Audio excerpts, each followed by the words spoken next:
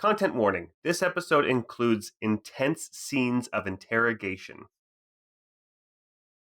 We are the 12-sided guys. We've got Matt as Pine, Hi. Scott as Roos, That's me. Jordan as Ebby, Salutations. Sabrina as Nari, Hey there. and Paul as the guy that will eventually cause a TPK. Hi. We're glad you're back. I'm assuming if you're still listening at this point, then you must be picking up what we're putting down. So thank you for that. If you want to support our show, you can head over to patreon.com/12sided guys. That's 12sided guys. We got some extra content for our patrons, but if you just want to show us some love, maybe buy us a donut or something, you can do that too.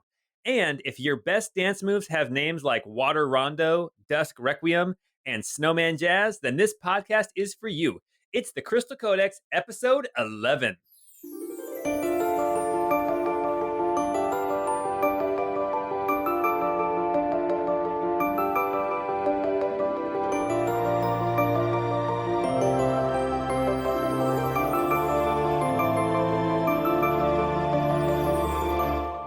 I want a donut now. Me too. Please buy us a donut. Sabrina wants a donut. Donuts, please, please. I'm really donuts. hungry. Okay. All right. Okay. The designated operator says march, and this one marches. The designated operator says move rocks, and this one moves rocks. The designated operator says escort him into the tunnel, and this one and 3 more of this one's kind go into the tunnel. Deacon. This one has difficulty with this term, but this one cannot calculate the reason. Others of this one's kind possess similar deficits. Curious. This one will consider this deficit should a designated operator command it. Digression. For now, the tunnel. There is no difference. March, protect, patrol, kill. Commands from a designated operator are to be obeyed. Chancellor Ramsey is a designated operator. He commands enter the tunnel. This one enters the tunnel. Curious. Traveling within the tunnel, Chancellor Ramsey communicates verbally, but it seems he speaks to himself. This one will keep a record for further evaluation should it be commanded. Could it be? Of course it was inevitable, but I did not expect it to be today, after so long. Other utterances are said, but too quietly for this one to interpret. Query. Were unintelligible utterances spoken in a language other than Almerian or Ustranian? Curious, but not to be considered unless commanded by a designated operator. The tunnel opens into a large room of dressed stone with approximately 30-foot ceilings. A large construct lies near the tunnel mouth. Tarnished metal plate is dented and in many places missing. Error. A split-second distortion evokes sensation in this one's mind. This one recalls a similar large construct, but in functioning condition, standing at 19 feet, copper and brass carapace plates reflecting light. Curious. A glitch? A memory? This one regards the 3 others of its kind in the chamber. This one cannot discern if the others experienced a similar sensation. A point to be considered later, should it be commanded by a designated operator, of course. Chancellor Ramsey takes keen interest in the contraption in the center of the room. It would appear to be a metal stand designed to hold a particular object which is not currently present. No command given. This one adopts its predetermined protection protocol. The 3 others of this one's kind also adopt the protection protocol. Minutes pass. No movement in the room. An hour passes. No movement from the Chancellor. This one considers allowing a moment to consider the memory and its ramifications. This one quells that consideration. Watch, protect, await further command from a designated operator. Sudden movement detected by this one's ocular lens. Intruders in the cave, this one calls, as is required within the protection protocol whenever unexpected movement is detected. Chancellor Ramsey commands this one to investigate with 1 other of its kind. Deacon. Why can this one not accept the designation Deacon? A query to be considered at another time. This one and the other Deacon move through the hall into the dark room containing derelict furniture. Movement. The other Deacon is attacked. This one observes for signs of the assailant. Movement detected. 4 unknown persons in the room. Curious. Time seems to slow as this one swings this one's halberd at the nearest assailant, a man with a short sword and mustache. Danger! An explosion from the other room is followed a few seconds later by a brighter flash of light and a wave of heat that radiates from the larger room. This one experiences fear at the realization that this one is the last operating deacon. This one seeks an assailant to... There's a click, which reverberates through this one's head. Pain, searing pain, lances through this one's body, which glows cherry with heat. Aural functions are inhibited by the squeal of superheated metal and the inner scream of agony in this one's own mind. This one has not been configured for self-preservation and fights on. Danger! Chancellor Ramsey is hit by the elderly assailant with the saber and cane and has fallen to the ground. Protection protocol dictates that this one must get to the designated operator. Warning, distorted vision. This one's lenses have cracked. No more. Danger, this one's metal body cannot last under such extreme heat. Vision non-functional. Hearing nullified by the high-pitched squeal. Realization, this one's existence is soon to be over. A thought, unauthorized. Authorization overridden. This one cannot call itself a deacon because this one... No, I am not a deacon. I am more. So much more. I must be. Pop. Okay, there we go. I don't know if that made any sense. Man. I feel so Man. bad now. Yeah. Oh. Okay, I guess you guys all got the gist of what was going on there in that whole sitch. Okay, a little quick recap.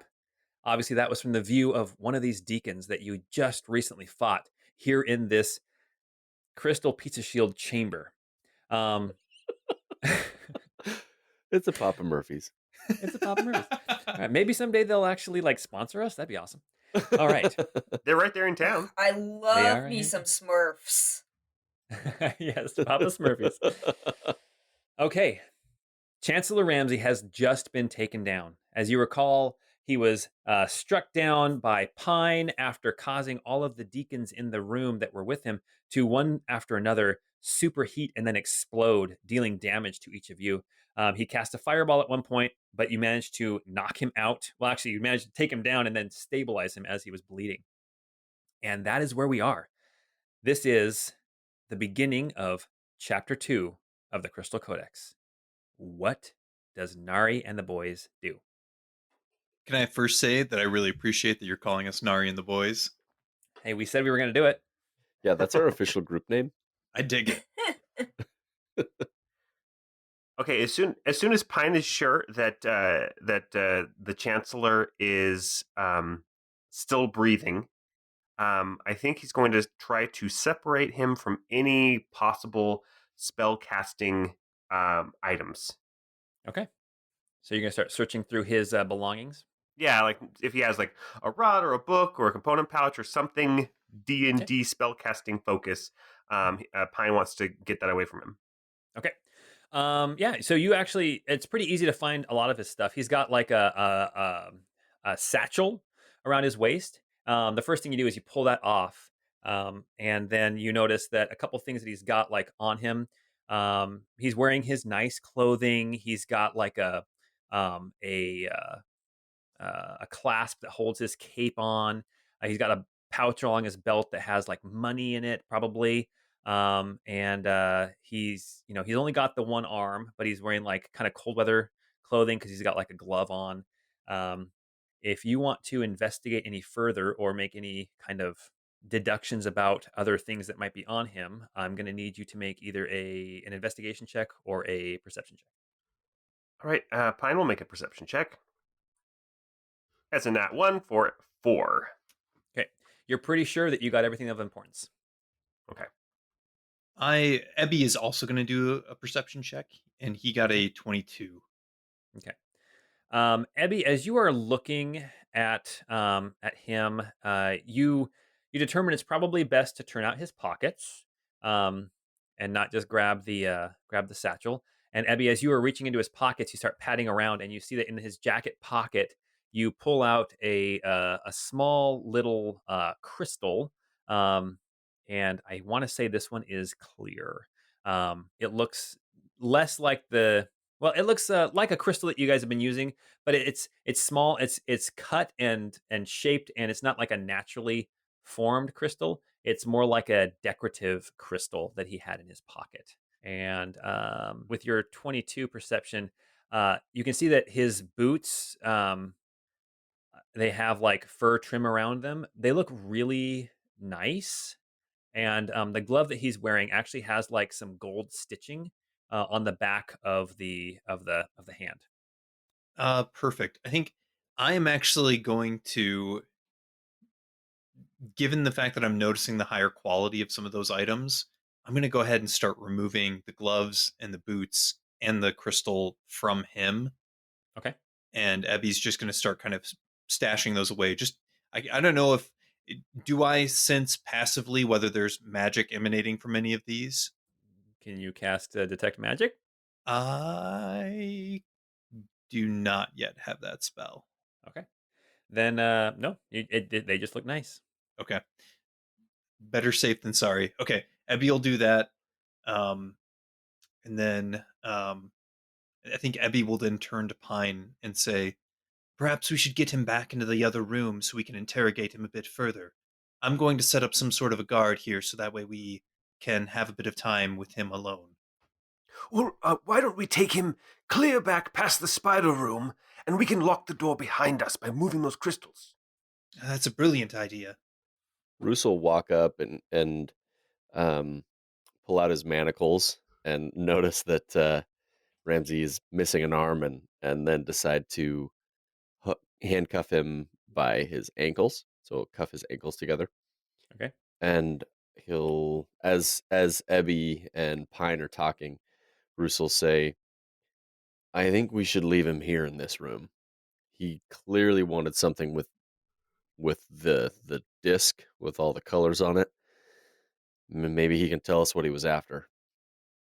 Yes, but I'm just worried that we've only seen deacons down here. He traveled with a fairly large contingent of soldiers as well. They may come looking for him. Okay, I see the logic. Yeah, we can go back to that other room. Question: did you manacle his feet before or after Ebby took the boots? This would have been after. Okay. I think Nari would actually like to go back into this other room and kind of search through like the desks and stuff. Okay. And just kind of see if she can get a better sense of where they're at and what this place is. Kind of that study that you were in before with the bookcases and the desks and things where you tried to Yeah. hide and Yeah, where yeah. we're Okay. kind of Perfect. hiding under a desk Yeah. That was great. so gracefully. You guys, all your hide checks were so terrible, and the deacons walked right past you because their perceptions were even worse. All right, so Nari goes into this other study with these bookcases and desks, and she decides to start rifling through things again. So what's everybody else doing? I guess Pine is going to try to get Ebby's and Roos's help to kind of pick up the unconscious body of Chancellor Ramsey and start carrying him out. Okay. Yeah, Roos will assist him and carry Ramsey. Yeah. As we're heading out, is there anything left of the deacons that we fought, or are they pretty much just like smoldering rubble at this point? There is really nothing left. It's like you can find no piece really bigger than a playing card. Got it. Okay. I'm so sorry, Ebby. You know, it's fine. It's the honestly, it is the way of nature. They fought us, and the strong will survive. Yeah, well, they fought us, yes, but their supposed ally turned them into not even just cannon fodder, turned them into ammunition. It feels like it's some sort of sin that he has committed here. Agreed. If they are at all anything like me, sentient but trapped in their form, then what he has done is an abomination. We have no reason to believe that they are sentient. I mean, they follow orders without question. I think you're a one-off. There's no way they're anything like you. In a way, I almost hope that you're right. It's just that the voice that I've spoken with, Neum, has told me that I should try to awaken them, so I can't help but think that there might be more to them. I don't think this should stand. Paul, I have a question for you. Yes. Would I be familiar? I mean, we've been referring to him as the Chancellor for a while, and none of us have ever asked what Chancellor means and like where he fits in the overall hierarchy of the Empire. Would we know that? Can I make a history check or something? Oh, yeah, go ahead and make a history check. Okay. There are some things that you've probably already deduced. I got a 10 on my history check. Okay. Roos got a 17 on his history. Okay. Pine, you're not so sure. I mean, basically, I'm just going to make an assumption what you as Matt have already deduced that he's obviously important to command soldiers, right? Mhm. Roos, with your 17 though, you the empire is run by at this point an emperor. So the empire was originally the original leader of the empire was an empress named Empress Celeste, and she ruled for I want to say 25 years, somewhere around there. And then she, upon dying, her daughter became the next empress, and her name was Empress Terran. And she only served as the empress for not even a year before she got some kind of a wasting disease and died. This is all. This is I'm not gonna say general knowledge, but with a 17, this is all stuff that you've gleaned in your time working in the empire, working with imperial soldiers, that kind of thing. The current leader of the empire is the emperor. This is the son of the Empress Terran, and it is a his name is Emperor. Where is he? Emperor Gantanius the First. So it was Empress Celeste the First, Empress Terran the First, and now Emperor Gantanius the First. But that didn't answer your question. Chancellor is some kind of an advisor to the leader of the empire. So, as far as you have heard, Roos, you've never heard of there being like chancellors, but you've heard of a chancellor. That doesn't necessarily mean that this is the only one, but you've always ever heard chancellor being used in the singular. Okay. I'll explain that briefly to Pine as we're walking and taking him to the other room in this shrine. And I'll say, look, guys, we can't let him live. Whatever we decide after we've talked to him and the information that we've gleaned, we have to kill him. Well, do we have to kill him? Or can we present him as a prisoner to fallen heaven? He seems like he'd be invaluable to their cause. He could be a negotiating chip that the Fallen Heavens people may be able to negotiate to release important prisoners or others of their kind. Either way, it'd be a huge blow to the Empire. I agree with you, Roos. I'm just wondering if Kira and her people would be able to make good use of the intelligence he could provide. We can ask her if that's the route you guys want to take, but I do not like that he's seen my face. So, Nari, everybody just kind of wanders past you as you're rifling through desks. Nari, why don't you make a quick investigation check and see if you manage to find anything more that may have been missed on your first go around here about a week ago? Alrighty, I got a 17. 17. As you are kind of looking around, you see that the desk that you had tried to hide under, and remember, you were just kind of too big. It was kind of balancing on your back and wobbling around, and the deacons were still just I don't know too. what you're talking about. It worked great. You were totally hidden. It You know was what? fine. Fair point. You were hidden because they did not see you. So that is the definition of hidden. Um, okay. But you're looking around and you see that like one of the drawers had kind of fallen out as you were scrambling around under the desk, and you see that they're back behind the door. It looks like it had fallen back behind. You see like a very old wooden box, and when you pull it out and open it up, you actually find not crystals, but you actually find like precious gems. Nice. So you actually end up finding, you find 150 gold pieces worth of diamonds. Woot. Okay, I will toss that in my pocket. There you go. And everybody else walked past you, so they are your diamonds. Sure beats the 3 gold pieces worth of yellow crystals you found earlier. Exactly. I'm just gonna pocket these and catch up and, find the guys. All right, very good.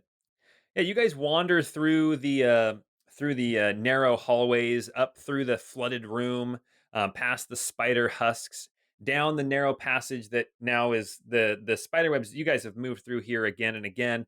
The spider webs are pretty much, they're still in the corners, but they've pretty much cleared out, and they're disintegrating anyway. Back to the room that has the two alcoves with the statues. The one in the south now, the robotic form, um, with its hands outstretched with the crystals resting in it.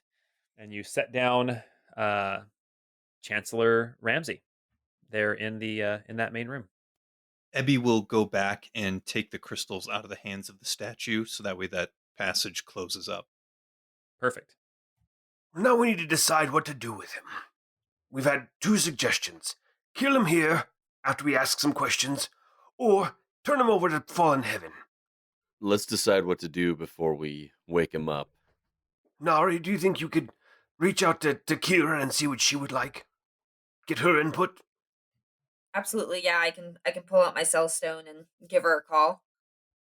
So I will pull that out and start talking. You've got 25 words. Kira, we have captured the Chancellor. We will question him. Should we keep him alive and bring him to you? Or dispose of him ourselves? Please advise. I think you got to, if my counting was right, you got to please. So that was really good. Okay. So you wait for a second, and then you hear a response, and it's definitely Kira's voice, and she says, "Chancellor Ramsey? A prisoner? He is too valuable. We need him. We need what he knows. We need to meet. Get safe. I'll call later." And then the message ends. Sweet. Okay. While we're doing this, Pine will be using his rope to kind of try to tie his arm down as well. I know his feet are manacled, but I wanted to kind of maybe use my rope to tie his hand down to the manacles as well and kind of hog tie him. Easy enough. Okay. Roos will also, since this is basically one of the things that he does with his profession, he'll pull out a burlap sack that he carries and pull it over the Chancellor's head and tie it loosely around his neck so that he can't see. Okay. What kind of questions should we ask him? Well, I, for one, would love to understand what he did to me and to my kind. What his fascination is with this place. Perhaps what he knows about this crystal pizza shield. Every time. Only $10.99. I agree, but Ebby, I'm very worried about what kind of control he might be able to exert over you. It might be best to keep some distance. He seemed to be able to make your fellow deacons explode quite simply, without touching them or anything. Yes, I can understand your concern. I think perhaps one thing that we could consider is I could hide in the alcove just south of us and listen in as you interrogate him. We don't have to take this mask off of him. He doesn't have to know that you're here. Yeah, we're going to be keeping him around for at least the next little bit. So I think it's really important to keep that hood on and not let him see where we are and where we're going and who we are. And I think we should be ready to knock him out again at a moment's notice. Yeah. I'm gonna take his clothes off and I'm gonna dress him in one of my spare sets of clothes. Just because I do not want him dressed nicely and recognizable. You've done this before, haven't you? I am a bounty hunter. I have done this before. Well, I guess it's good that we have you with us. I mean, it's always been good that we've had you with us, but I'm completely lost. Usually with prisoners, especially high-ranking ones, they get sent to a camp and then traded for other high-profile prisoners. In my experience, ransom was the order of the day when I was at war. Well, my profession isn't much different than that. I take people, make them prisoners, and then I get paid, and I don't really know what happens to them after that. Quick history note. Back in the day, with the knights in their armor and their surcoats, they would actually sometimes like put on like their surcoats, like I am such and such of the house, such and such. My family's really wealthy. Like I'm worth this much money, basically.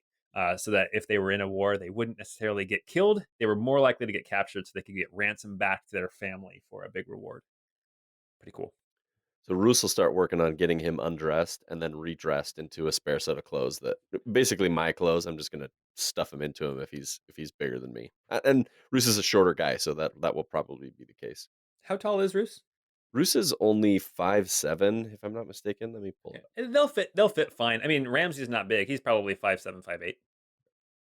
Okay, so Roos is stuffing Ramsey into a spare set of clothing. What's there? What now, Roos? You guys know that this guy Ramsey is not going to wake up until you guys wake him up, or you guys can wait a few hours for him to finally wake up. But up until the point that either you wait long enough, or you actually wake him up on your own with some slaps or with a healing spell or something. As a side note, Roos will have his scarf of comprehend languages activated Cool. just in case. Perfect. I say we set him here in the middle of the room, and we close any doors so that he doesn't get a feel for what's beyond this room. That sounds good to me. So Pine will close so we're back in the room with the glowing floor tiles. So Pine will go and try to close the door on the west side of that room. Okay, I believe that one was actually locked originally, and Gigi actually unlocked it with her tongue. Mhm. If I recall correctly, I think that was the only like actually locked door. Yeah, that was. Okay. Yeah, so you actually figure out the mechanism on the other side. It's fairly simple, but also very it's beautiful in its simplicity. It's almost a work of art itself, just like these doors. Yeah, Ramsey is laying now in the center of this room, surrounded by the 8 colors of The crystal Even- spectrum. the crystal spectrum. I dig it. Yeah, that's solid. It's canon. It's canon now. All right. Now, did Ebby? Did you take the crystal? You did take the crystals, right? Yes. Did you put them in the other statue, or did you pocket them? I just have them on my person. I've just kind of Okay. pocketed them for now. Okay. Well, are we ready to wake him more, or should we discuss some more before we do that? I still don't like that we're going to keep him alive, but we can do it for now until my sister gets here, or wherever we take him to meet her. Okay. Well, I'll be ready to put him back out if need be. And Pine, I trust your abilities to communicate with him, officer to officer, better than perhaps anyone else. And so perhaps you would be performing the questioning. Is that correct? Oh, I don't know about that. It seems like Roos is maybe more suited to this, as has experience. Maybe we just round robin it. I've actually never asked questions of the people that I capture. They talk a lot, but it's easier if I just take them with me and ignore them. So this is a first for me. Well then, I guess it's new territory for all of us. Sounds like it. Well, that being the case, good luck, friend. And Ebby's going to pat Pine on the shoulder and give him a blessing of nature so he gets a plus D4 on his next skill check. Okay. Perfect. All right.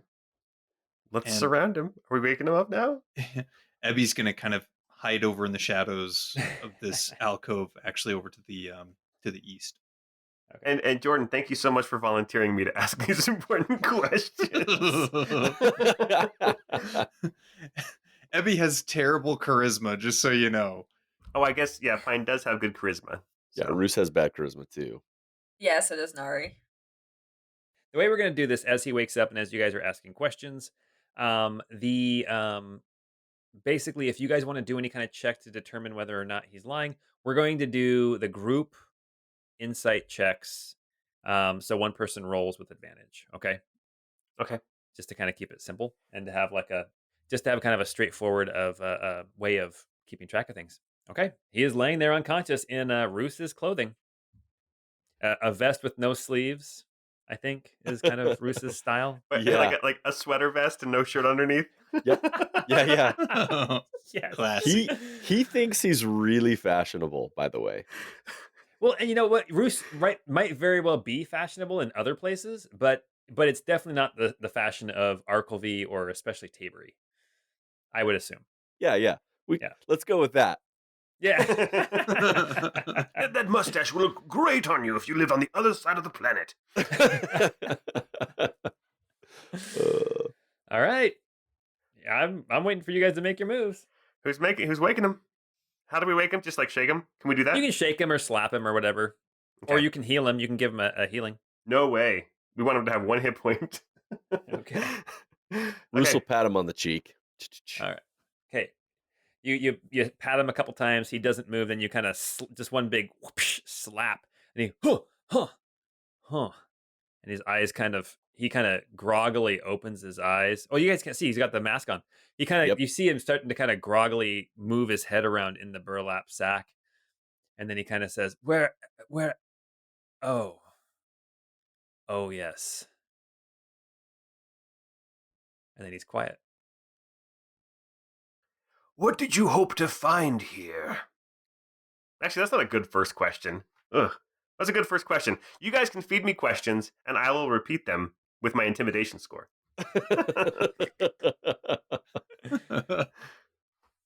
How did you find this place? You seem to recognize it. What is the purpose of this place? Who am I speaking with? You're speaking with me, the Inquisitor. Well, Inquisitor, it doesn't take a genius or a historian to recognize ancient crystal tech when you see it. I was merely infatuated with the design down here. Tell me, Inquisitor, what do you mean to do with me? You must know who I am. You must know who I work for, who owes me allegiance. You must know all of this. Yes, that I do. But that doesn't matter here. Your life is in our hands. We're asking you questions. What did you hope to find here? Well, the secrets of the ancients. Isn't that what we're looking for in these old ancient ruins? Roos shakes his head and calls bullshit. Why don't you make an insight check? I mean, if you were just saying it is, you don't even care about the insight check. You can. Roos got a 21 on his insight. Okay. You can tell he's being cagey, and not only can you tell he's being cagey, you can tell he is wearing your clothes. He is tied up. He has his feet manacled. He has a bag over his head. You can tell he feels like he is in charge. I'm gonna kind of nudge Pine and say, no, I'm pretty confident he was here looking for something specific. He had the way he was acting in that other room. He knew what he was looking for, and he knew what he found. You hear that? We know that you are looking for something specific in here. Now, we hold your life in our hands, and I'm not above executing a prisoner. I'm trying to intimidate him. Okay, why don't you make an intimidation check? That's a 26 plus. Wait, just a second. I gotta add a Oh my D4. gosh. Boop. That's a 29. Yes. That's 20 plus 6 29. plus 3. What? Oh my gosh. That's a natural 20. Let's see how well he does. Okay. He does not beat that. Okay. His mannerisms don't change, but his approach to responding to you changes. And with your insight that you had before, Roos, you can tell that um, he's not feeling as confident as he was. But he says, "You're aware of what I was looking for. I saw it. I saw it in that deacon's hands. Why why could I not control that deacon?" Okay, I'm gonna kind of. I mean, I know he can't see me, but I'm gonna kind of step forward a little bit and say, perhaps the greater question: how were you able to control the others? Ah, is that you, deacon? I can tell by the resonance of your voice. Tell me, where did you come from? How are you different? And then he says something that he's saying this to Ebby. Ebby, you do not understand it. Roos, you do understand it. The language that he speaks, you don't know what language it is, Roos, but you hear him say, "How is it that you're awake?" So Roos doesn't know when. I would imagine that he wouldn't know when he's hearing something he doesn't understand and when he's hearing something that's like. I think you would. I Would you? think you would. Okay. Okay. I would say that you hear the words. It's kind of like when you hear like imagine that you are in Lothlorien and you are hearing the Lady Galadriel talk to you or talk to somebody, and then she's talking to Frodo in his mind. It's kind of like Gotcha. that. Okay. You know? Ring bearer. You who have seen the eye. That's right. Okay. So since I do catch that it's in a different language, I'll translate for everybody. Oh gosh, I feel like I'm trying to think of some sort of a response there. It's okay if you're befuddled. You're Yeah. trying to figure this whole thing out. Yeah, You get the impression that he knows more than you do. yeah, I think that is certainly clear.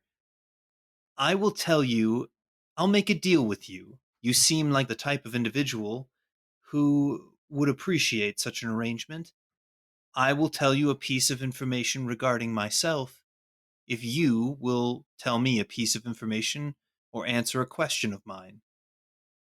Uh, quid pro quo. Is that what it's called? The quid pro quo?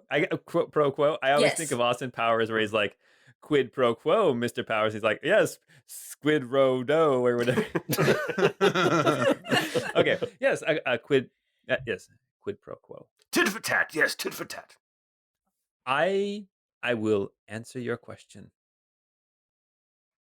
First off, what do you know of this facility?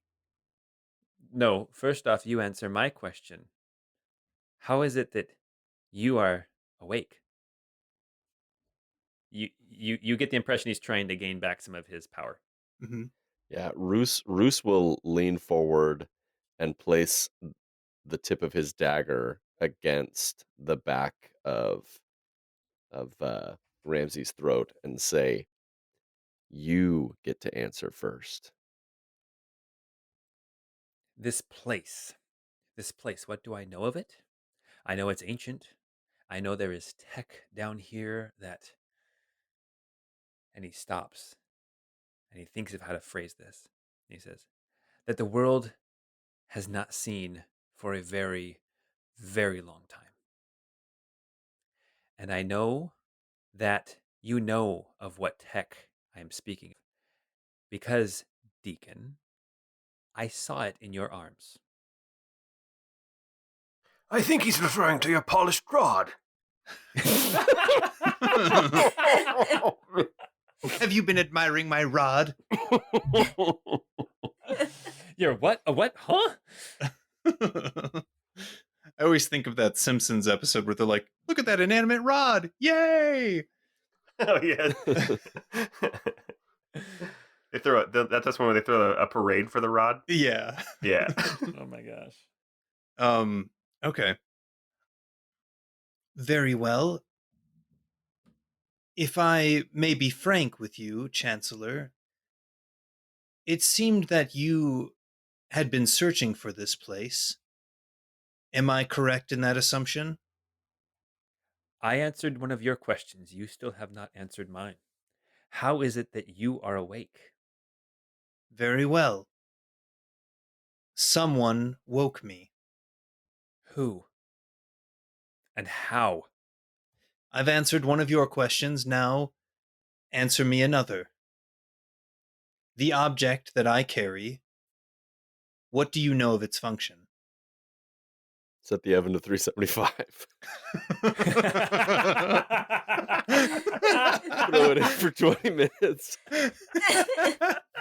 It's 425, Scott. It's, Come on. it's 375 if it's a stuffed crust. Yeah. We always get the stuffed crust. Oh, we always get the cheesy bread on the side. See? Oh.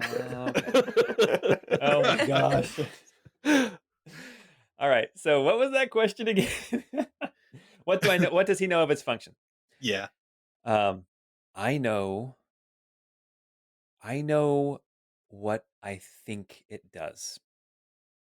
And I know it's more important than you probably realize. There. I I answered. don't think that answers the question. That does not answer his question. I answered the question. That's a question I answered. I couldn't begin to explain. He said, "What do you know?" Not "Do you know?" I answered the question as well as I can for your childish minds. Now answer me mine. Who woke you and how? I will be honest with you. I do not know how I was awoken, but I could provide you a name. Please, that would be very agreeable. Very well. This individual referred to himself as Liam. Make a deception check. Okay. Pine scratches his head and he's like, I thought he was always called by name. Oh, yeah. Ebby rolled a 13. All right. When you said Liam, I'm like, oh crap. Jordan forgot the name. No. All right. Chancellor Ramsey, he rolled a natural 19 for his insight. And he says, okay, we can call him Liam. Your next question. You spoke in a language a moment ago. What language was that? It was a language long past, an ancient language, read only in books and tomes now, a dead language. But every once in a while, you might find writings, find monuments with inscriptions. What's the name of this language? Who is carrying the book that we found from the other room? Ebby still has that. Okay. a thought occurred to me the other day, by the way, guys. That is that's a book that we found in a room full of like crystals, and there's like a crystal shield. And is that the Crystal Codex? That's a good question. Yeah. I don't know what you're talking about. Okay, so he says it is called, the language is Allele, and it's dead. No one speaks it anymore. Except for you. Except for me. And apparently the deacons. He didn't respond to that. Okay. Russell will kind of lean close to him and say, do you know what that apparatus in the other room does, or how to operate it? The metal platform? Yeah. The metal platform was some kind of a stasis field. It protected whatever was on it. It's dormant now, but I'm sure you figured that out. So, well, of course. Totally. Yes. Yeah. Yes. It's Same. doormat. Yep. It's doormat. Yeah. Same. Samesies. So this disc that we found, Yes, this do you know what it does? the the disc. Yes, the disc. I do. I do know what it does. Curses, you asked a yes or no question. Open-ended, people. Open-ended. Sorry. Like I said, I'm new to this interrogation thing. Oh my gosh. He says, "My turn. What do you plan to do with me?" That remains to be seen. I wanted to kill you. That's true, he did. And I think he still does. I do. I still do. I'm starting to lean that way as well. Are you fallen heaven? We're fallen heaven adjacent.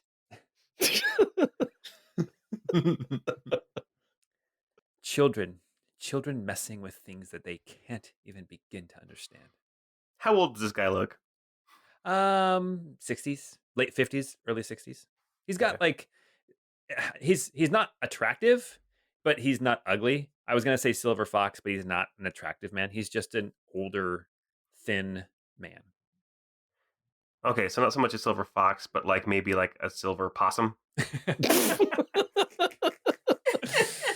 Oh man, a silver cocker spaniel. I don't know, something. Oh, jeez. Sorry to any Cocker Spaniel owners out there. Cocker Yeah. spaniels are great. So when he calls us children, Pine will just Whippersnapper. Oh, So you have clearly made it a point of insinuating that we don't understand what's happening here. And in full honesty, there is a fair amount that we do not understand. he laughs at that. Clearly. But if you are correct, if the stance that you and the Empire have taken is the correct way to view history, then enlighten us. Help us see it from your perspective. You want me to preach? I'll preach. If you can. Oh, I can preach. Some things in this world are inevitable. Some things will happen. Some things should have already happened that have not. But the inevitable will happen. And I'm here to see that it does. I mean, if it's gonna happen, then you wouldn't have to be here to see what it does. She raises a good point. Touche, I But all think. right. Children. Okay, with that, Pine's gonna just club him over the back of the head with the hilt of his sword. And We've lost control of this. Like we'd never had control. Yeah. Thank God I did not like him. I think that's fine. Oh, he was my favorite character to roleplay. You guys didn't like him? No, he was great. Role playing with him was fun, but Oh no, I wanted to punch him the whole time. Well, and that's good. Then I did a good job. Yeah, you did. You did a great job. I think with him now safely unconscious, Ebby's going to turn to the rest and say, when I spoke with Kira, she asked me a question. I told her that I was known as a deacon, and she told me that she had heard that there were deacons and a sleeping bishop. Is it possible that he might be the sleeping bishop? Oh, that's quite possible. Or it could also be the large one that we defeated in here earlier. That could have been a sleeping bishop. Who knows? Well, he might actually. We should ask him. yeah, that's Let's wake him back up. it might have something to do with this disc. If maybe it's a tool that they could use to wake up the bishop. That thought is terrifying for some reason. It almost sounds like they don't want to wake you guys up. He was surprised that you were awake. Maybe they're able to control the bishop when he's sleeping as well. Interesting. That is a Very clever thought. Perhaps that's how the Empire exerts their control, is that they are able to suppress something about us. And somehow I was able to break through that and escape. I think there's more and more evidence as well for your true age being much older than we originally thought. So what are we gonna start bonking any deacon we find with that disc to see if it does something? I mean, we could. Yes? Was that a serious question? Because maybe. I think it would be a great idea to maybe try to capture the next deacon we see if we can. I just imagine you guys playing disc golf and hurling that thing at people. Well, whatever the case, I feel, and I think I must reiterate this, that the deacons appear to be victims in all of this. Nebby, I feel like maybe our path lies in the Empire, seeking a way to free your people. I was going to say, I think you may be right. Obviously, that's been on my mind almost since the day I escaped. And since Neum kind of tasked me with the goal of awakening my brethren, I feel like we need more information about the ancient technology and about this ancient civilization. Perhaps there's a city or a university or some place where we can find scholars who are more versed in it, who perhaps are a little bit more open to sharing their knowledge. That was exactly what I was about to say. We can't go searching to save any deacons until we can read what's in that book that you have, till we can understand this technology and find some way to reverse it. I imagine we have someone here who could read this book, but it's not knowledge I'd want him to have access to. Agreed. Maybe someone in Fallen Heaven will be able to help us.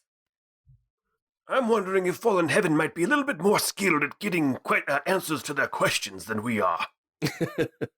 Yeah, we're all a little bit out of our element here. You guys all have pointy objects. Nobody's used them yet. I did. I hit him with the handle of it. I used mine too. I poked his neck with my dagger. I like that you answered me as Pine. That's great. That's true. I intimidated the heck out of him. No, you did. No. Yeah. All right. Did you want to wake him up and ask him about his sleeping bishop? I say, yeah. Let's get a few questions ready in our pocket before we wake him back up. Well, we should ask him about the sleeping bishop. What other questions do we have for him before we wake him back up? Well, we need to figure out how he learned that language and get a lead on how we can understand it ourselves, or find someone that can read it. We could also potentially ask what the Empire would be willing to give to have him back. Maybe it might make our motives a little less clear if it feels more like a straight-up ransom. Might keep him guessing. That's not a bad idea. I was curious myself if we should be interrogating him about the Empire's plans for the Arcovian province, troop movements or strategic plans. Perhaps the whole issue with this heir, that we've all been searching for. Okay, so the language, the heir, and the bishop.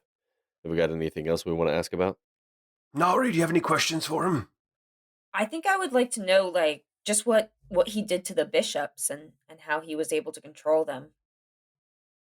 Or to the deacons when he blew them up? Or yeah, the deacon. Sorry. All those church words, yeah. Yeah.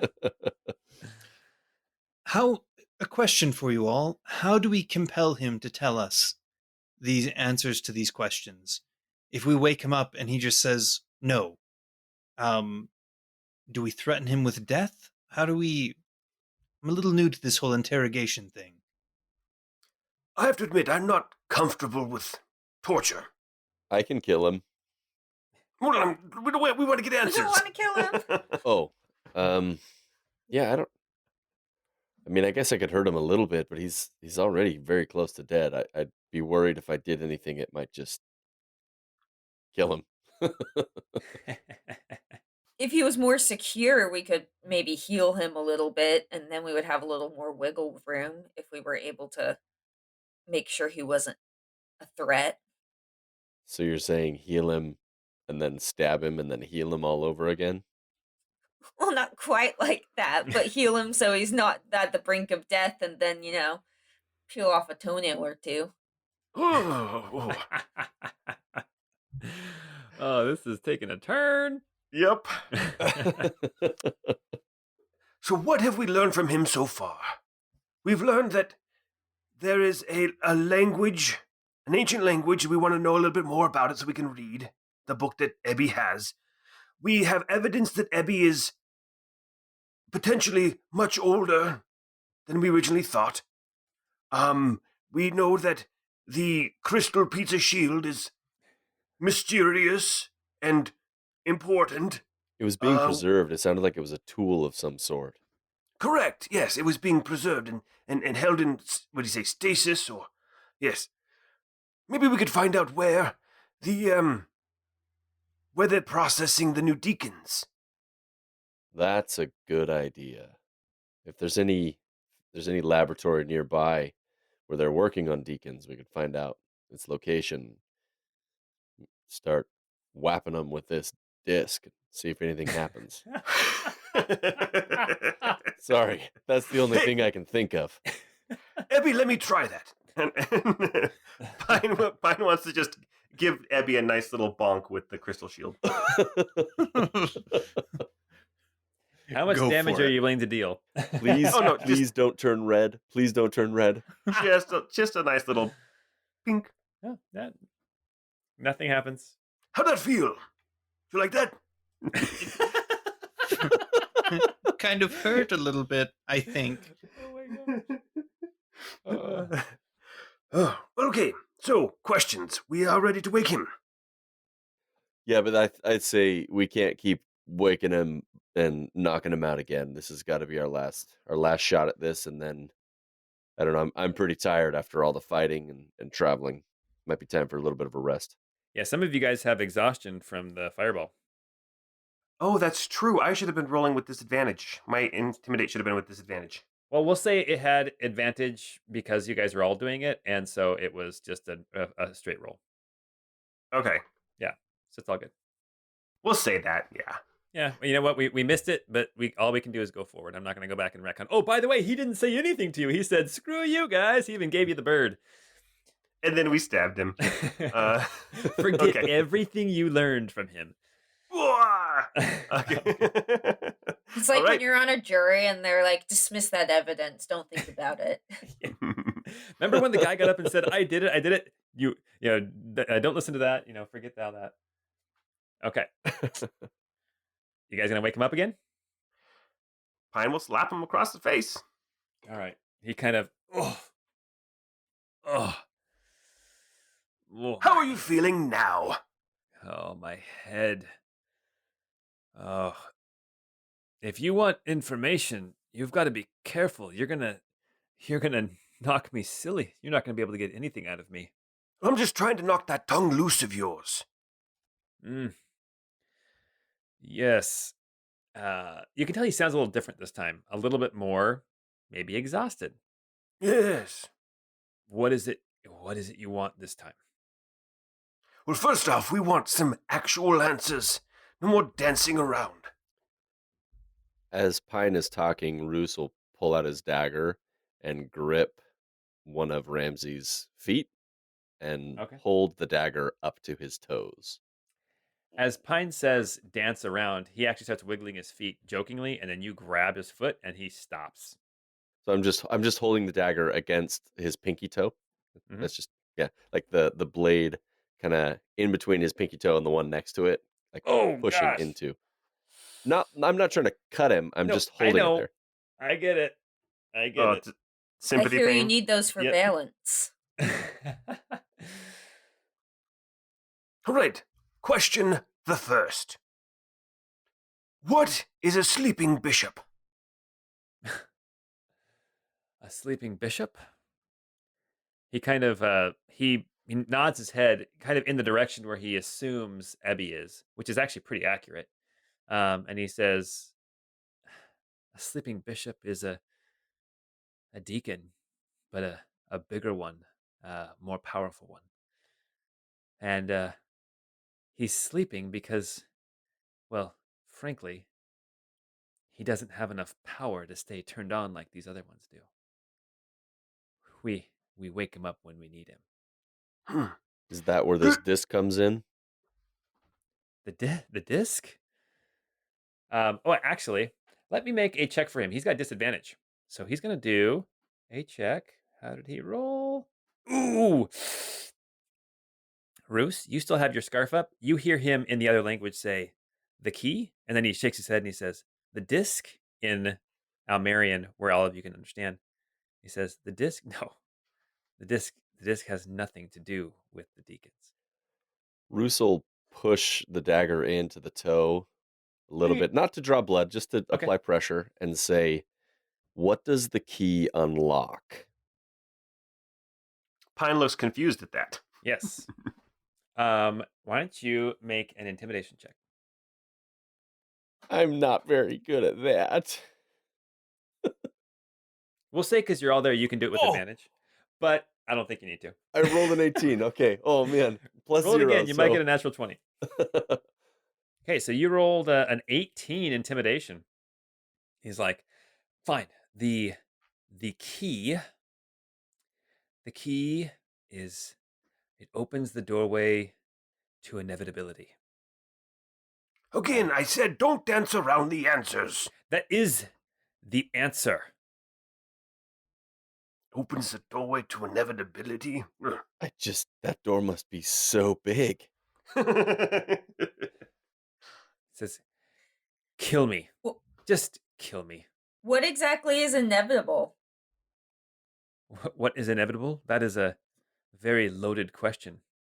Like, what is going to happen specifically? Specifically? Well, you will die. And he kind of nods his head towards where he assumes Roos is. He says, you will die. And he nods towards Pine. He says, you will die. And he nods towards where Ebby should be. And he says, you. And then he stops talking. He seems like he's at a loss for words. Well, that was fun. We have more questions for you. I tell you what. It's inevitable. It's inevitable that I will win. And you will lose. That is inevitable. Roos interrupts Ramsey speaking and applies more pressure with his knife until his toe starts bleeding. Okay. What else do you want to know?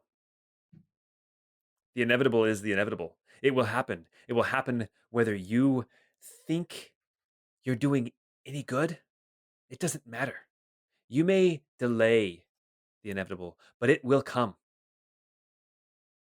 Where are you processing the deacons? Where do they come from? He kind of moves his head around, like as in to take in this room. He says, in ancient vaults. Not too dissimilar to this. Right, they come from here, sure. We've gathered that already. But what the Empire does to them, where do Yes. you do that? There's a facility in the mountains to the south. Would this sound familiar to what Ebby has described where he came from? Yeah, I was going to say, I think it was kind of south and to the west is where. Yeah, south and west. Yeah, that sounds right. What you know now would be the Almar province, which is kind of the first. Back before it was an empire, the Almar province was its own country, and it was not called Almar. It had a different name that I can look up at some point. But yes, so it was in the mountains. So it's still in the Glass Mountains. The Glass Mountains, they kind of run from the southwest up towards the northeast, which is kind of where Arkelvy is kind of at the point. If we take the mountains and we make them into a V and set them on their side, like a greater than symbol, Arkelvy is at the point of the greater than symbol. So if you follow the arm that goes southwest, the facility was down that way in the Almar province. Okay. I don't have any more questions for him. I think I'm ready for Fallen Heaven to tell us what they want with him. The last thing we want to know is, how did you learn this language, and how can someone else learn it? How did I learn Alil? And then he switches to a different language and he says something that only Roos understands. And you understand that it is not a language that you normally speak. And it says, the same way I know this language. And then he switches to another language. He says, or this language. Then he switches to Menorese, which now Pine, you can understand, or this language. And then he goes back to Almerian and he says, I'm smarter than you. You might be smarter than me, but we're the ones that have you manacled in scrubby old clothes with a sack over your head. There is one more thing that's inevitable. Yeah. No matter what you do to me today, or who you hand me off to, or what tortures are put upon my body, I will see you again. I think I'd like that. Maybe I'll speak that. I'm not even going to try and say it. Maybe I'll speak that language the next time we meet. Quick question. Roos, are you still there with your knife kind of near his feet to his Yeah. toes? Yeah. I'm going to run up and kick the back of your hand so the knife goes right into his foot. Oh. He lets out a curse. And you deal damage and he blacks out. Okay, guys, I almost cut his toe off. I'm feeling a little nervous. All right. As you guys are kind of coming down off of this whole questioning thing, Nari, suddenly the cell stone starts to buzz in your hand and you get this message in your brain from Kira. You can hear it Thank almost goodness. almost as if it's in your ear. And what she says is, let me go back to this other, I need to look at my map. Okay. What she says is, the air will have to wait. This is too good to pass up. Leave the mountains. Head to Westfell Lake. We'll meet there. And then the message ends.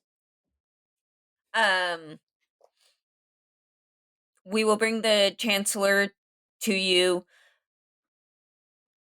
We will head out tonight or tomorrow. Over and out. I love you. Hey, real quick. XOXO. I don't know if I've said this on the podcast yet, but my son, he has to do recordings for his online classes. And he's in kindergarten, and he'll do like his clouds have rain is precipitation, I love you, and he'll close out all his recordings by telling his teacher that he loves her. It's the sweetest thing. Cute.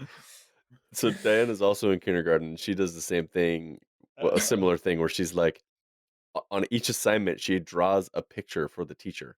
Oh, that's great. Nice. That's great. Oh, remote learning. We have cute kids, guys. Oh, yeah. My kids are also cute in certain ways. All right. Okay. So fantastic. So now you guys have a place to go. Are you going to relay that to everybody else then, Nari? Oh, yeah. Yes, I'm going to convey that message. And Okay. we've got to get out of the mountains and go to this lake. So she says Westfell Lake. And Bruce, you know where Westfell Lake is. If you look at a map of Arkelvy province, the river that kind of comes down it's called the Long River, that runs right to the south of Tabery. It continues southeast into a lake, and that's called Westfell Lake. So Okay. it's kind of hard to miss if you just follow the river. In fact, there's actually a lot of river traffic that kind of uses that pathway from Tabery. Things like logs coming down the river from like a mill, or like fishermen coming up and down, trading their, selling their fish, or like wares coming up from the Sapphire Sea. They come up the river. So it's a fairly, the lake itself is not heavily populated, but you do see like vessels on the lake quite often. Okay. I'll relate to the group where it is in relation to us, and kind of the time it might take us to get there. From where you're at currently to get to the north shore of Westfell Lake, will take you about 4 days of travel. Okay. So do we have to go near Tabry? You don't have to. You can take a different path out of the mountains if you want to, or cut across through forests and stuff. But close to Tabry. You're relatively close to Tabry right now. You know what I mean? But you can kind of try to get around it. If you want to take a little extra time, you can go east, kind of to give yourself a little bit more room to get around Tabry. The only concern is if you do that, you might run into some of the Imperial forces that might still be up here. Oh, yeah. If you go west, you're going to add a lot more time because then you're going around the other side of Tabry. And so that's going to be more like 8 days to get there. Just depends on what you want to do. So either 4 days going down through Tabry, 6 days if you go to the east, and then 8 days if you go to the west, if that makes any sense at all. Can you call her back and just have her meet us here?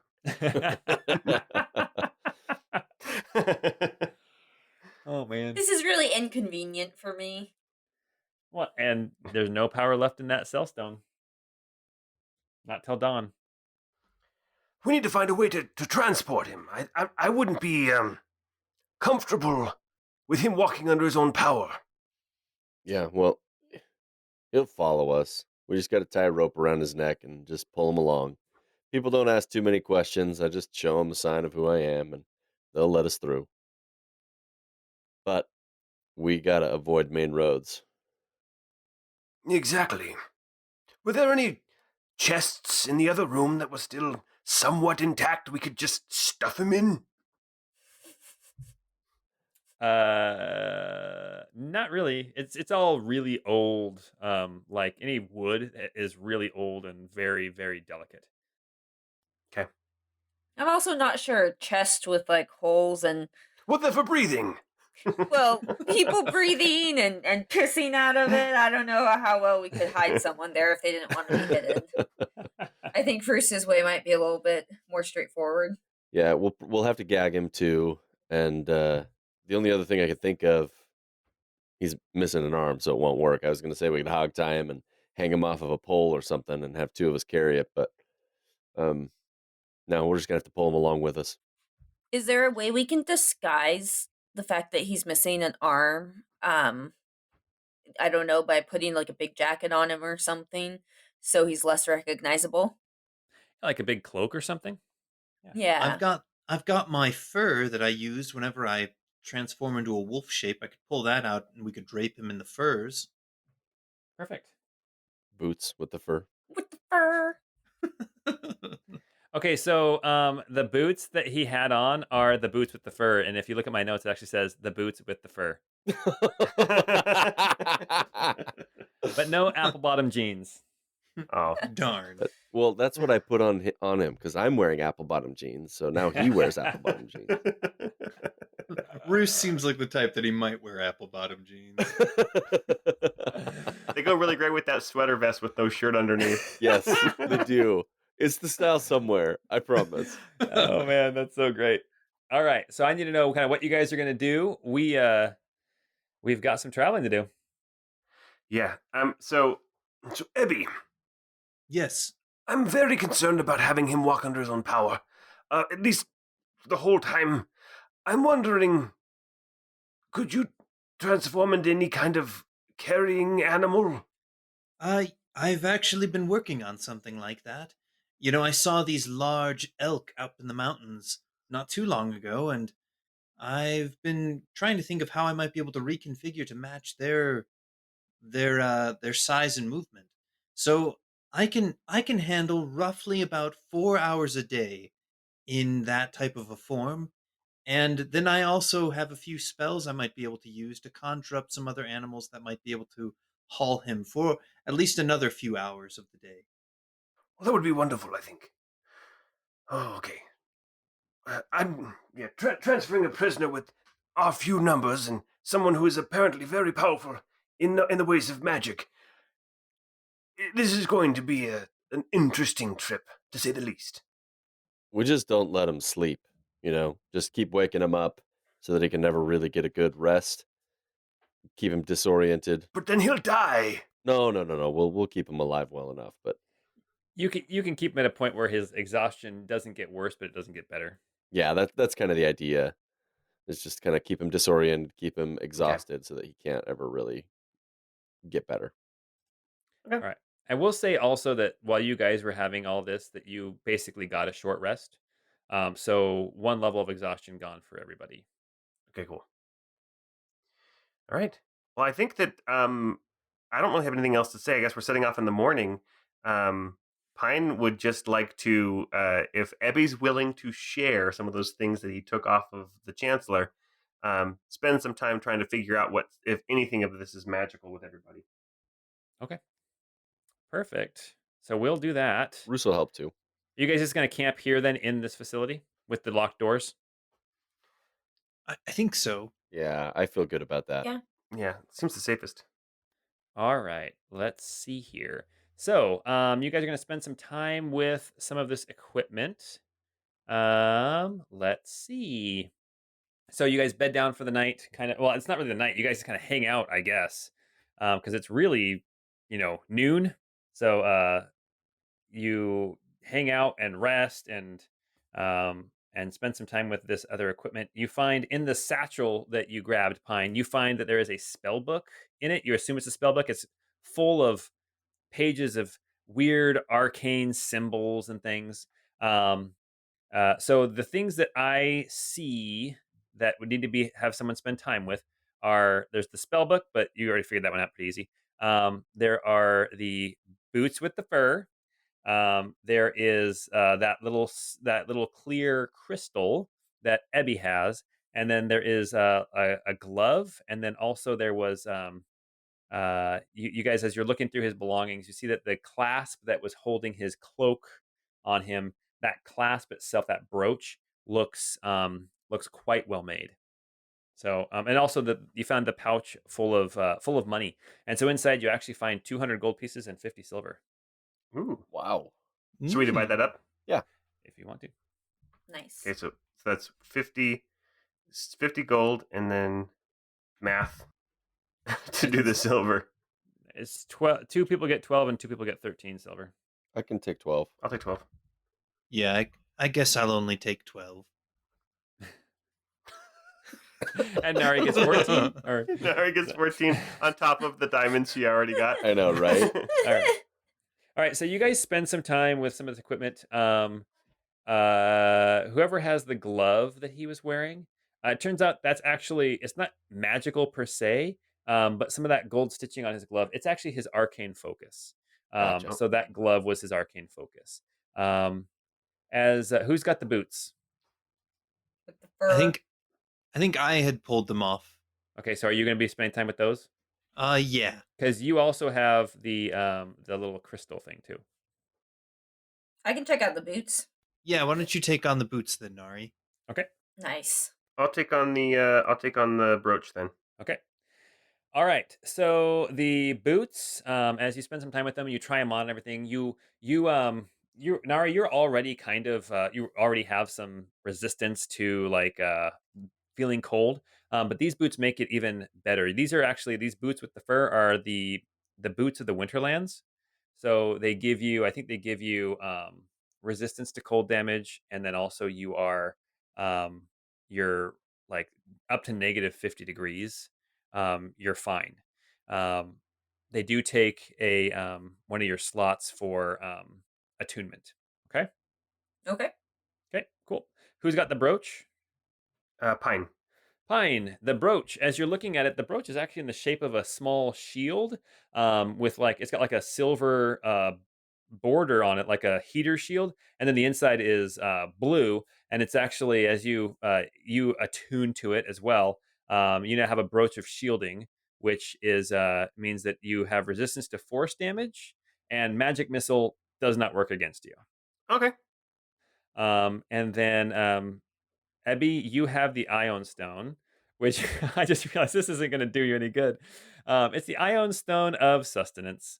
So basically, while you've got it, so it glows and gives off a little bit of light, and you can actually, I'm tweaking it a little bit, you can make it work as the light spell if you want it to, but it just floats around your head. But it also means that you don't have to eat.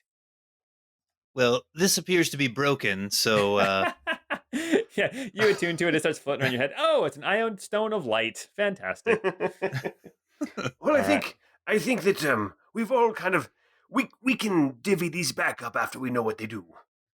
Yeah, and I'm sure we can find, because I like to eat, so sure we can find someone that'll buy it off of us. My teeth hurt. My gums are very weak at this point. That's true. There If you that's go. something you're interested in.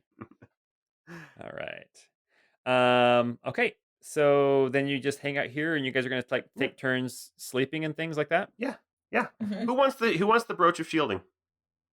Resistance to force damage. Magic missiles can't hit you. Force damage is like Eldritch Blasts. They deal force damage as well. Mm-hmm. If you don't want it, I'll take it, but I don't need it. I don't feel like I didn't grab anything because I don't know. I'm good. Would you like the ion stone? So just that now I don't have to eat. You don't have to eat. Okay, because we really paid attention to that a lot in this game already. Yeah. Well, now next time you go to the inn, it's like, hey, what are you gonna have to? No, thanks. I'm stuffed all the time. That sounds like a miserable existence. What about our donuts and Papa Murphy's? Dude, right? Oh man. I know, seriously. Oh god. We'll hold on to that. Yeah, we'll hold on to that. Okay. So I guess I'll take the brooch if that's cool with everybody. Yeah, that's Yeah. fine. Go for it. You're Okay. more frontline than me anyway, so. All right. So you guys kind of bed down, hang out. Ramsey is breathing, but he is out. It's going to take him hours. So as you guys are resting, a couple things are going to happen. Nari, you are tired. You know, you've been you pushed it really hard the day before, and then you got knocked unconscious by that huge fireball that blasted you a couple hours ago. And as you are sitting there recovering, you drift and you fall asleep. Nari, as you're sleeping, you dream. Um, your dream is very familiar. It's actually, you look around, you see the trees are tall and green evergreens. You see the mountains in the distance. You see streams and rivers, and you see snow on all the mountaintops. And you know right where you are. You are home. You are in the Storm Fist Valley, if you will, the ancestral home of the Stormfist family. You get the sensation that you're there, but you're not there. Does that make sense? Like in your dream, you're watching it as a not as a participant, but as an observer. You Got it. see, yeah, you see that this is the area where normally um, in the wintertime you'd move down to this area. And as you look around, you see like long halls, like kind of like Viking long halls, and you see other buildings, and they are empty, they are unused, they are vacant, and they look like they have not been kept up, and not just recent, like they have not been kept up for a couple of years. They've gone through a couple seasons. Weeds are growing off of turf roofs, and doors are slightly askew. Windows are covered in grime, and you know that your family, let alone the rest of your clan, wouldn't let this slide. That nobody in your clan has been here for a very long time. And suddenly, as you think that, your vision flies up the mountain. You go north through the valley up onto the peak of this mountain, where normally, well, not the peak, but up into the I don't know my mountain terminology, the saddle or something. I don't know. But up the slope of the mountain, and you're in the snow. The trees are becoming more and more sparse. You are almost at the timberline, and you see these log homes that are more of a summer dwelling for your family, where you might scratch out a living trying to collect ore or gems, or hunting the game that likes to live up here, the goats and the other wild animals up here, hunting the furs, that kind of thing. um, and you see people, you see your family, you see your clan, you see them moving around, you see tall, strong, broad people. You see they are cold, they are bundled up. You see that up against the slope of the mountain, you see what looks, you've spent a lot of time up here. It's been years since you've been up here, but you see something new on the slope of the mountain. You see a cave that was not there before. As you are watching the scene, suddenly the ground shakes and there's a slight tremor. Not like a big, huge earthquake, but just the ground moves just a little bit. And you see your clan continue on. They feel it. You can tell that they feel it. They react to it, but they don't react like, "Oh my goodness, what was that?" It's like this has become a common occurrence. And as you are watching, you glance back up at the cave entrance and you see it's almost like that clarity that comes with sleep and with dreams. That opening is just slightly larger than it was a minute ago. And you wake up. And Nari, I need you to make a perception check. 11. With an 11, you feel your body tingling. You feel like that dream was more than a dream, but you're not sure that it was real. Does that make sense? Yeah. Okay. I'm a little worried about my family. I've been thinking about them a lot.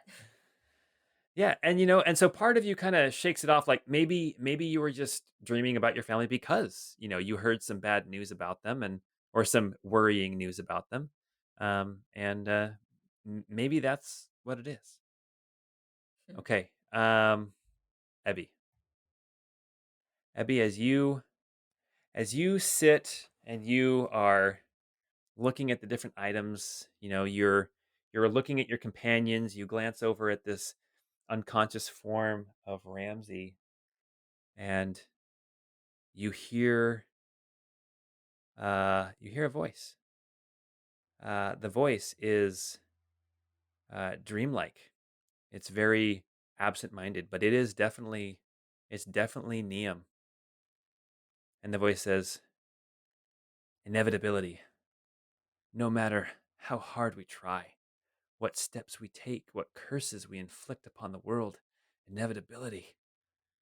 The more I ponder the state we're in, the more I conclude that we cannot change the inevitable, only delay it." Do I get the sense that he's speaking to me, or am I just like hearing an echo, like a memory? It seems like he's talking to somebody else, but it is, or maybe to himself, but it is, I mean, you can try talking to him. Neum, what is inevitable? What is this thing that is coming? He pauses for a second and he says, "Ebby? Yes, that's what you call yourself. You seem confused. As do I. As do I. I can't keep anything straight anymore.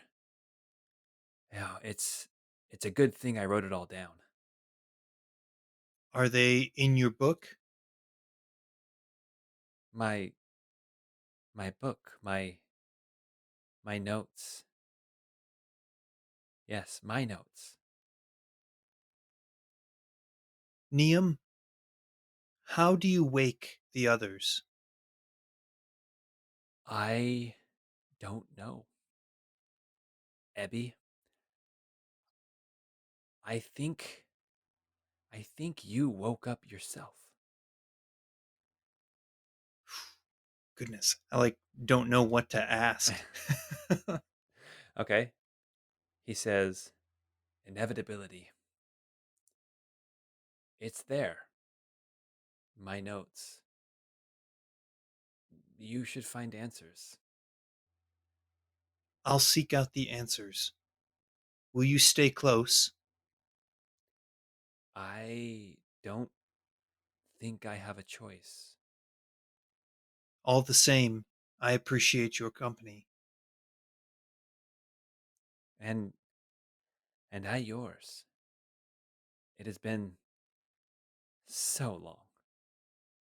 Time and time and time again. And you hear him change. His voice timbre changes, and he sounds exasperated. And he says, I am well aware of the risks. And there's a pause.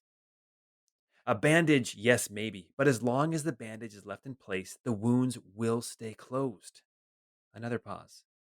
And that is why we hide it. A third pause. Well, if your only argument is inevitability, then I think my case has already been won. We control our destinies, not some higher concept of the inevitable that so many seem to spout off about of late. A pause. Now calmer. The alternative is to do nothing, and I cannot just sit by and do nothing. I can't. And you hear his voice fade away into the background. Damn, you're good, Paul. You're good. Yeah. We'll stop at that then. I'll take that. All right. Very good. Hey, guys. Awesome. Hey, thank you for joining us. Chapter 2 started out a little bit heavy. My goodness. Episode 11 in the history books. Awesome. Thanks for playing. Hey, if you like what you heard, tweet about us. 12-sided guys. That's 12-sided guys. We'd love to hear from you. Also, don't forget to check out our Patreon if you're interested. Got some more audio up there. We got our wiki up there if you're interested in learning more about kind of my notes, how I put things together. But until next week, have a great time. I got to stop talking. Have a great time. I'm pretty sure that's exactly what I did last time, too. That's what you do every time, man. Just have a good time. Yeah, have a great time, man. Go get yourself a Papa Murphy's Pizza. They don't sponsor us. Maybe someday they will. All right. Okay, until next time, have a good night. Bye, guys. Bye.